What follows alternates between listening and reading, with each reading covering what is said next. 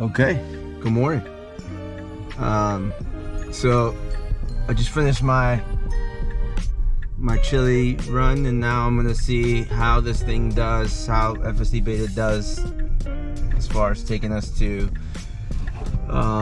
Adams Morgan from Georgetown. Yeah, this is exciting. So I made that turn pretty well, so I'm impressed. Yeah, so I turned it on after leaving a parking lot, which makes sense given the current software iteration. Now I'm gonna attempt to see if I can have a, takeover free drive or disengagement free drive to Adams Morgan. It's part 2 in that series. Okay, so this is an interesting left turn.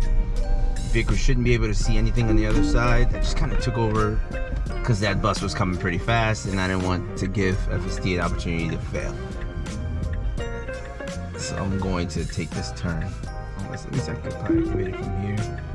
Yeah, so I actually activated it from there after I took over, and it executed the turn pretty well. Here's a bike rider with a kid in the back. That's pretty interesting. Let's see what happens here. And pretty good. So there's a bike lane for the bike rider. FSD kind of creeps in line with the 15 mile per hour speed limit. So good job. So yeah, so here's where it's weird, right? So I'm going 15 miles per hour. I imagine people in these streets probably go 20, 25. I'm going to keep it at 15 and more observe and see what the reactions are going to be from those, next around me, right? So probably in the back. See if they freak out and go around. But that is the speed limit.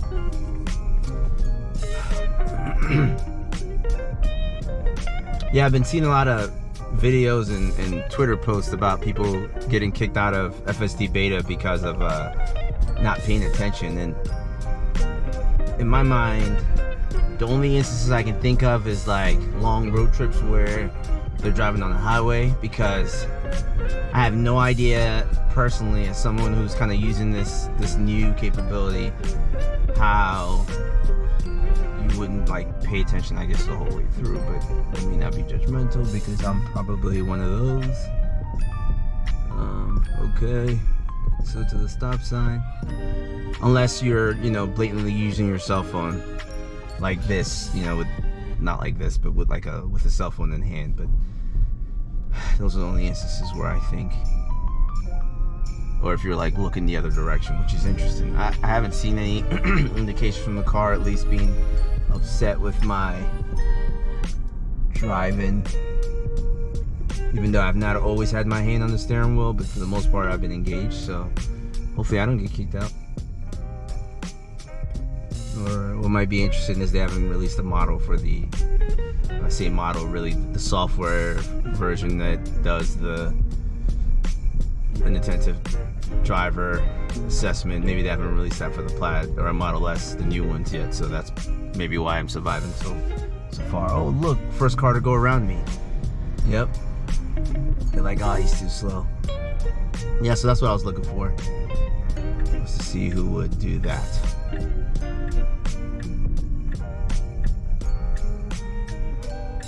But, again, looking at it from the outside, the speed limit is 15, and that's where I'm going to be at.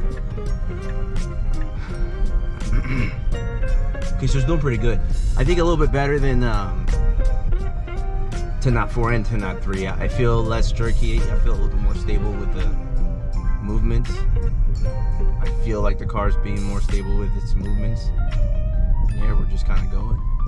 All right, so this will be our second left turn. So the first one I took over because I was uncomfortable. This is the second one. Let's see what happens. Okay, good. So it kind of, freaked out and kind of disengaged itself, it feels like, but it's all good. Yeah, because we're too close. Okay, so do this left turn.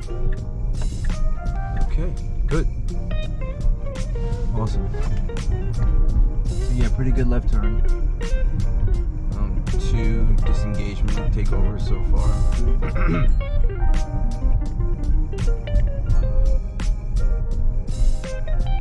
Yeah, I think quantifying the amount of disengagements and takeovers, I don't think is the right way to look at this problem set, because you're dealing with other drivers in almost new situations each drive, and because the space of, or the set of possible issues are just so great that as drivers we should expect to have to take over a lot until something changes. So we put a brain inside of the car, but no, the problem is so complex that I don't think it's fair to quantify the amount of disengagements to compare the different version numbers. I think from the feel and look of the vehicle, as far as how it handles individuals and the road, it's evident that with each software release is getting better. So I think that's how I'm gonna approach this from now on, versus trying to quantify my disengagements, because again, the disengagements should occur. If they don't occur, then it means we're in a perfect system, which is not the case, right? This world is just too complex. That new Santa Cruz truck I just saw, this is my second time seeing it. It looks actually pretty nice. Okay, so FSD wants to make a left turn. I can make a left turn. I have the right of way. I'm guessing it saw those people and decided to stop. That's okay. So what is happening here, brother? Please stop. Don't go. Nope. So I was gonna beat the red light, and I took over there. Yes, that was incorrect. Let me report that bug. Yep. And I'm gonna double tap it. Bug report. Incorrect turn.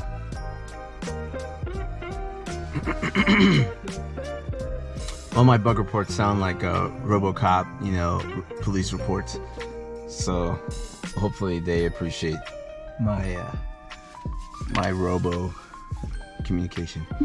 That's something that's weird with the Plaid too. So I had it in reverse. I've had so many instances where I had the vehicle in reverse and forgot that I had it in reverse, and I've been prepared to accelerate. Luckily I didn't in each instance. Okay, here's another one, right? It's trying to go to the left, but every vehicle that's in the left lane, it's trying to go to the right. Every vehicle that's in the right lane was parked. So that's an incorrect action, I guess, by the car. But I get what the car is trying to do, right? It sees that it's gonna make some type of a left turn, even though it's not really the case. This is interesting. This is so interesting. I wonder why. Okay. So last time,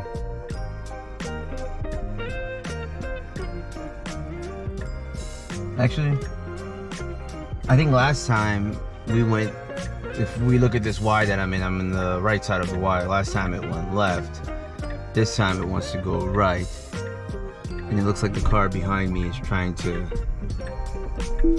go around me, not knowing that I'm going straight. Unless, yeah, this is interesting.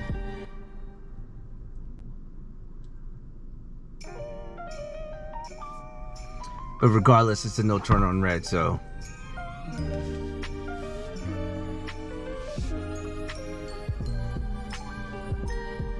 Oh, I see. So it was actually trying to do this move that I just took over for. So it seems that don't go, please. Okay. So it seems that for the left side of that Y that I just took control of, you could not make a left turn, but you would have had to get on the right and then make a weird little turn like I just did. So that's interesting.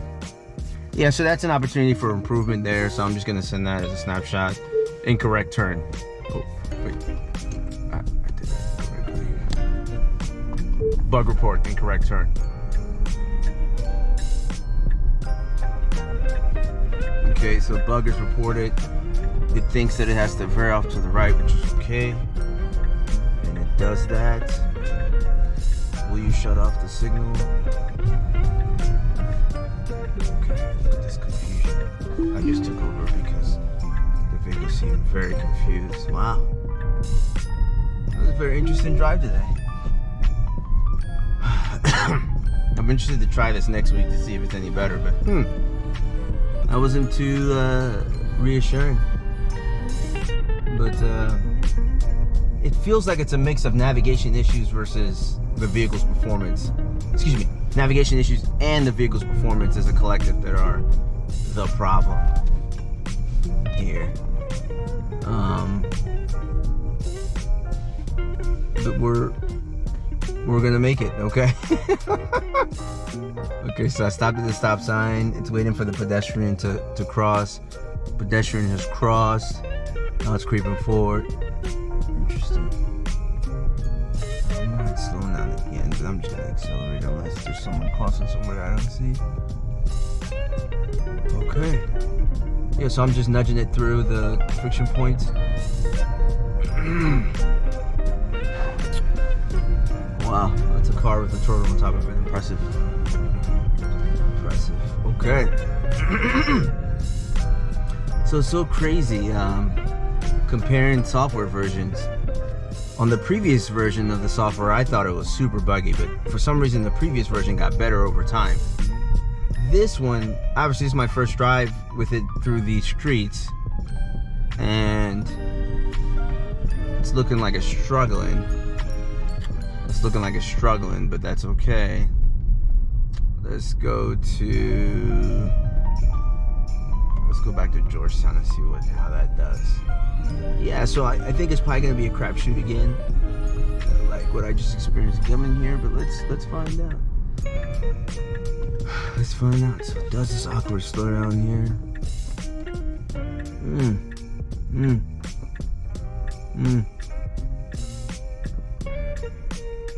Yeah, I'm slightly concerned that I might have to pay more attention today. Ooh, okay. Someone wants to make this right turn, sees the bike, hopefully. Maybe I can nudge it through. Let me just try to nudge it through. Okay, so I kind of nudged it through. Please don't destroy the rims. And perfect. Well, not perfect. Good. Yeah, so this is absolutely a game of inputs. And obviously it seems like the inputs today are different from the inputs last time I tried this. And obviously performance is not as good. But yeah. Like I said, I feel like that's more of an issue with the navigation. Excuse me, more the issues I saw were tied probably a little bit in regards to the navigation and possibly even path planning. An example, in the past when I had vehicles that were coming within kind of a tight area or road, the vehicle would pull over to the side and let the other vehicle come, which I think is probably the best answer in the grand scheme, right? Because usually in those situations it's that level of awkwardness. But I would rather the vehicle default to stop and I'm not in a hurry. Let the other vehicle come through and then the vehicle would go. This time it seemed like the vehicle was indecisive to the point where it got too close, and then I just took over in order to mitigate the potential friction that could arise between myself and the other driver. So, that's what do you do there? Usually, if you end up in those really tight situations, one of you will back up, right, to allow for the other driver to go. And it's evident that that logic's not in place with beta, but it's still, it's pretty good to see that, at least hopefully, that my driving is informing the future version of this software. So here's another problem area, right? So last time it did pretty well going through here, especially there was another bike rider like that gentleman that was in front of me, and it was a lot more smoother handling that path, right? And I think it felt like the fact that there was a one-way in between the turn, that the vehicle did not perform as well. Yeah, that's what it felt like, but it's no biggie. I'm thinking I might do a side-by-side comparison between the previous drives. Maybe I'll think about it, see if I have any cycles for that. That might be fun. maybe do a side-by-side comparison with the other video to see like what, you know, how just compare these two drives, right? Because this one is very problematic. It seems like much more problematic than the previous one, so we'll see.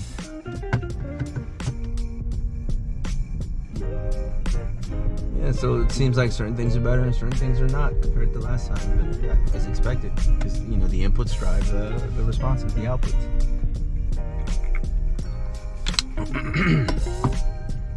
But not bad.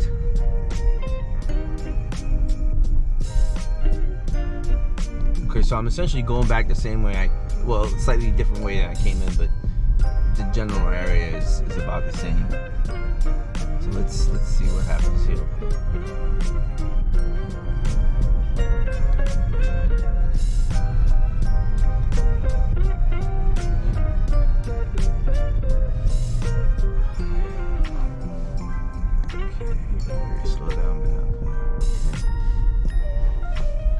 Yeah, so last time the vehicle tried to end up on the right lane, but that wasn't a good decision because, you know, the vehicles were parked there. And that's an interesting dynamic too that probably, you know, the developers should be aware of, which they are. Because if they weren't, there'll be more incidents than maybe they are, I don't know. Yeah, it feels like they're aware of it because for the most part the car handles it well. It's just sometimes, like in the previous, when I was headed to the Adams Morgan area, the vehicles seem to want to enter those right lane parking spots either prior to turns or just in general, and I don't think that was the right answer at that point. Maybe I'll send an email to the FSD beta folks making them aware of that.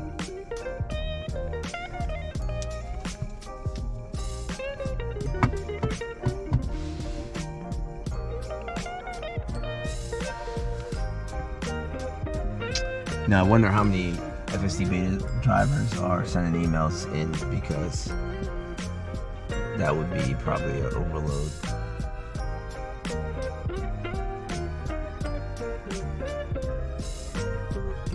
Feedback. Okay, let's see what happens here. So traffic seems to be moving pretty well. Path prediction is not going too crazy, but it's managing well.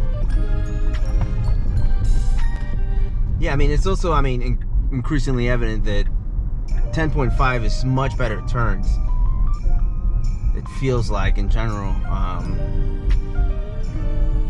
like I'm not overcome by uncertainty when the vehicle is driving compared to the previous version. That's a good thing.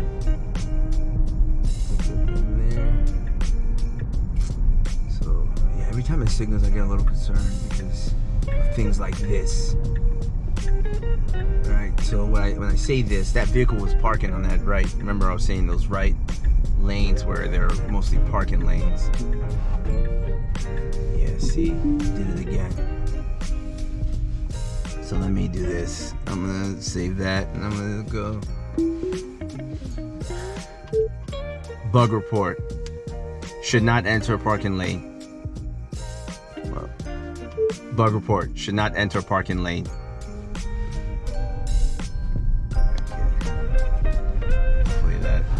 Some review.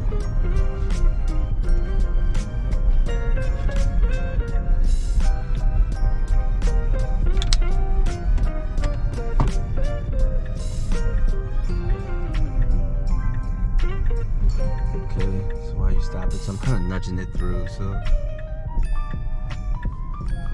yeah, that was so awkward. Come on, brother. Alright.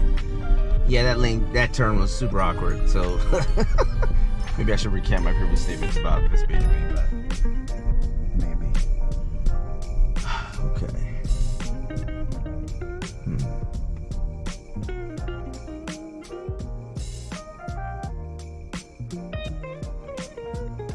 Interesting.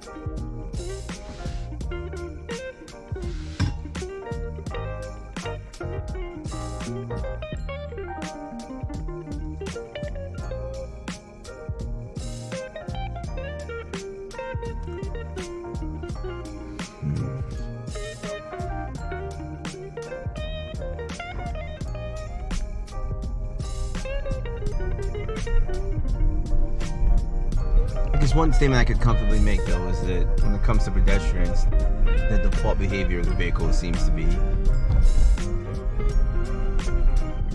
often being in the right, it's dialed in appropriately for those types of engagements, right? So I do appreciate that. Not to say I'll let the vehicle make any decision, but it seems like in the general drive-in, paradigm, the vehicle seems to react well to pedestrians. So kudos there.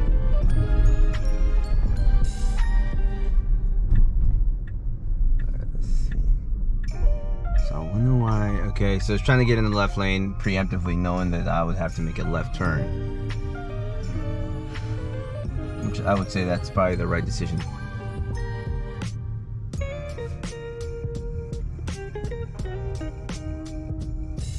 And that's pretty much it. So I think that not bad today. Give today a C, B plus C. No, sorry, B minus C for performance. So not bad. I think we're pretty much in Georgetown now, aside from this light. So yeah, thank you for watching. Don't hesitate to leave comments, things we could do better, stuff like that. Don't hesitate to let me know so I can provide the right level of information for everyone. Thank you for your time, and have a wonderful day.